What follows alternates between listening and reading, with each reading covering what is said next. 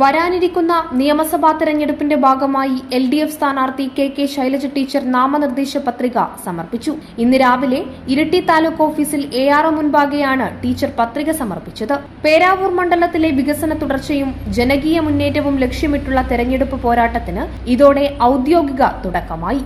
പ്രവർത്തകരുടെയും അനുഭാവികളുടെയും വലിയൊരു നിര തന്നെ പത്രികാ സമർപ്പണ വേളയിൽ ടീച്ചർക്ക് ഐക്യദാർഢ്യം പ്രഖ്യാപിച്ച് ഇരിട്ടിയിൽ ഒത്തുചേർന്നിരുന്നു. തന്റെ തിരഞ്ഞെടുപ്പ് യാത്രയിൽ എല്ലാവരും കൂടെയുണ്ടാകണമെന്ന് ടീച്ചർ അഭ്യർത്ഥിച്ചു.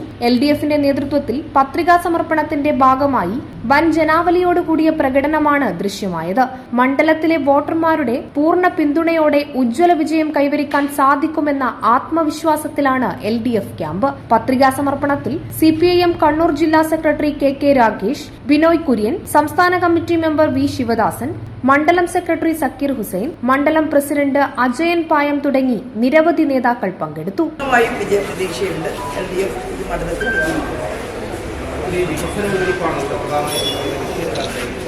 ജനങ്ങൾ അങ്ങനെ പറയുന്നുണ്ട്. ഞാനിപ്പോൾ മണ്ഡലത്തിന്റെ പല ഭാഗത്തും സ്ഥാനാർത്ഥി എന്നുള്ള നിലയിൽ പോയി.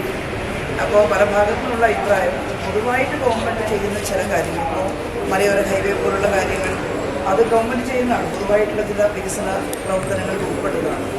അതല്ലാതെ നിയോജക മണ്ഡലത്തിൽ തനതായിട്ട് ഓരോ പ്രദേശത്തുള്ള പ്രശ്നങ്ങൾ ഏറ്റെടുത്ത് അതിൻ്റെ പദ്ധതികളുണ്ടാക്കി ഗവൺമെൻറ്റിൽ സമർപ്പിച്ച് അതിന് അംഗീകാരം നേടി അതിന് പിന്നാലെ നിരവധി തവണ അത് പരിശോധിക്കുകയും പരിശോധിക്കുകയും ചെയ്തുകൊണ്ട് അത് യാഥാർത്ഥ്യമാക്കുക എന്നുള്ളത് ജനപ്രതിനിധിയുടെ ഉത്തരവാദിത്തമാണ്. Prime vision news, Iritty.